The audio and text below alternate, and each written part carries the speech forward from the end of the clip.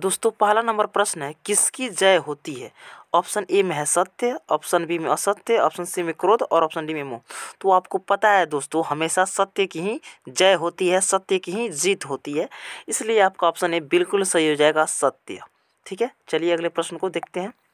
दोस्तों दूसरा नंबर प्रश्न है, मंगलम पाठ के रचनाकार कौन है? बतलाइए, मंगलम पाठ के रचनाकार कौन है? ऑप्शन ए में है महात्मा विदुर, ऑप्शन बी में है महर्षि वाल्मीकि, ऑप्शन सी में महर्षि वेदव्यास और ऑप्शन डी में है कालिदास। तो दोस्तों मंगलम पाठ के जो रचनाकार है महर्षि वेदव्यास जी हैं, इसलिए आपका ऑप्शन सी बिल्कुल सही हो जाएगा, महर्षि वेदव्यास। चलिए अगला प्रश्न को देखते हैं। दोस्तों तीसरा नंबर प्रश्न है, मंगलम पाठ में कितने मंत्र संकलित है? मंगलम पाठ में कितने मंत्र संकलित है? ऑप्शन ए में है 10, ऑप्शन बी में 8, ऑप्शन सी में 5 और ऑप्शन सी में है 7।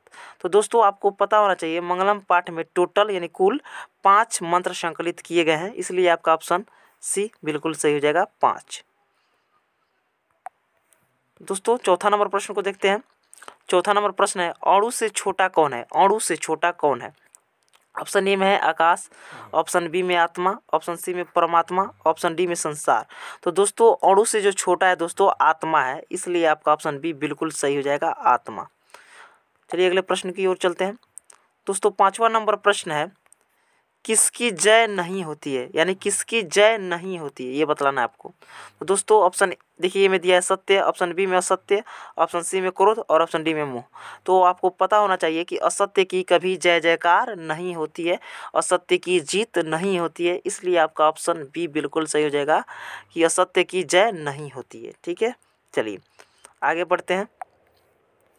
दोस्तों छठा नंबर प्रश्न है, बहती नदी कहाँ मिलती है? बताइए, बहती नदी कहाँ मिलती है? ऑप्शन ए में सरोवर में, ऑप्शन बी नदी में, ऑप्शन सी समुद्र में, ऑप्शन डी तालाब में। तो आपको पता होना चाहिए कि बहती हुई नदी जो है दोस्तों समुद्र में जाकर मिल जाती है, तो आपका ऑप्शन सी बिल्कुल सही हो जाएगा, समुद्र।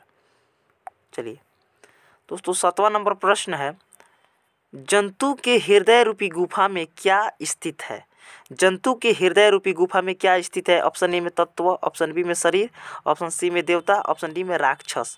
तो दोस्तों आपका ऑप्शन ए बिल्कुल सही हो जाएगा, तत्व। ठीक है, तत्व हो जाएगा। चलिए आगे बढ़ते हैं। दोस्तों आठवां नंबर प्रश्न है, ब्रह्मा को प्राप्त करने के विषय में बताया गया है। यहाँ पर ब्रह्मा नहीं होना चाहिए, ब्रह्म होना चाहिए। ठीक है, तो ब्रह्म को प्राप्त करने के विषय में बताया गया है कठोपनिषद में या ईश्वासोपनिषद में या श्वेताश्वतर में या मुंडकोपनिषद में? बताइए।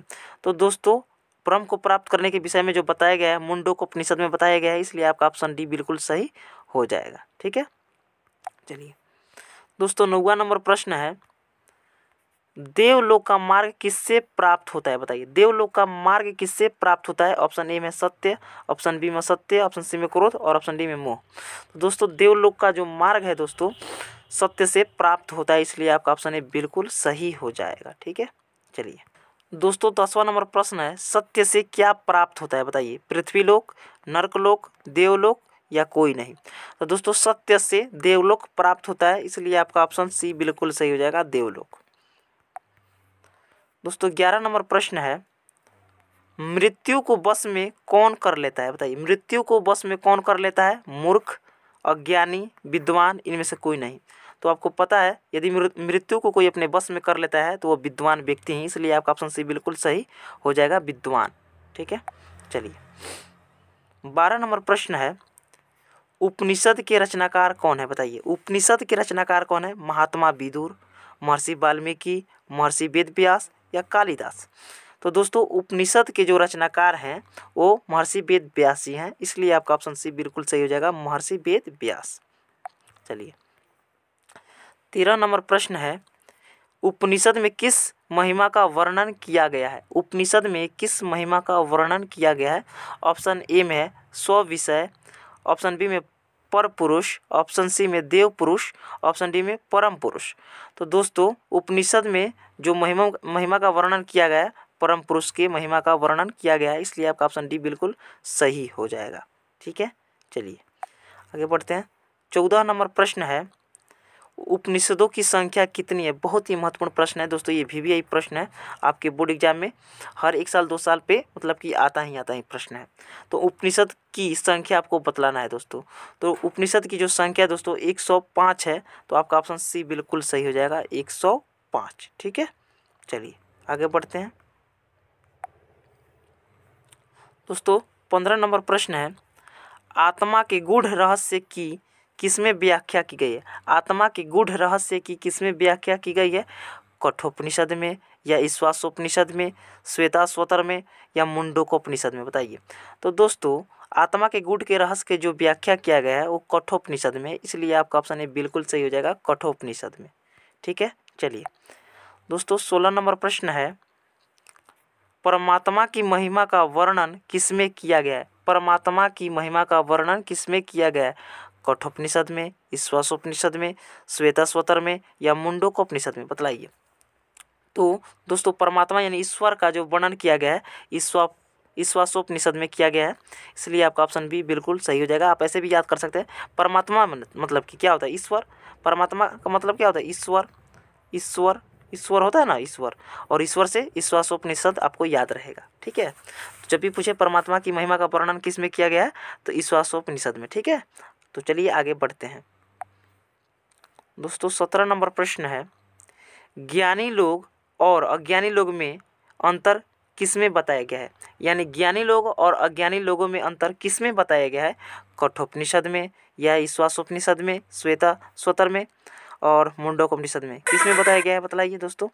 तो आपका ऑप्शन सी बिल्कुल सही हो जाएगा, श्वेताश्वतर में। ठीक है, चलिए बहुत बढ़िया, आगे बढ़ते हैं।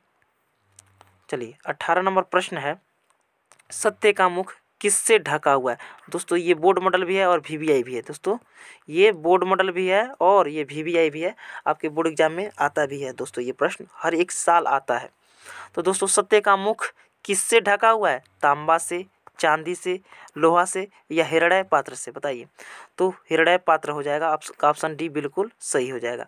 हिरण्य पात्र कहने का मतलब हुआ सोने रूपी पात्र से। ठीक है, चलिए आगे बढ़ते हैं दोस्तों। 19 नंबर प्रश्न है, सत्य का खजाना कहाँ है? बताइए, सत्य का खजाना कहाँ है? पृथ्वी लोक पर, नरक लोक पर, या देवलोक पर, या इनमें से कोई नहीं? तो दोस्तों सत्य का जो खजाना है दोस्तों यह देवलोक में है, इसलिए आपका ऑप्शन सी बिल्कुल सही हो जाएगा, देवलोक। दोस्तों ये आज का लास्ट नंबर प्रश्न था। उम्मीद करता हूँ कि यहाँ तक आप सभी को अच्छा से समझ, तो आप लोग इस वीडियो को लाइक कर दीजिए और चैनल को सब्सक्राइब कर लीजिए। इसका पार्ट 2 है, फिर आपको कल मिल जाएगा इसी चैनल पर। तो फिर मिलते हैं नए वीडियो के साथ, तब तक के लिए जय हिंद, वंदे मातरम।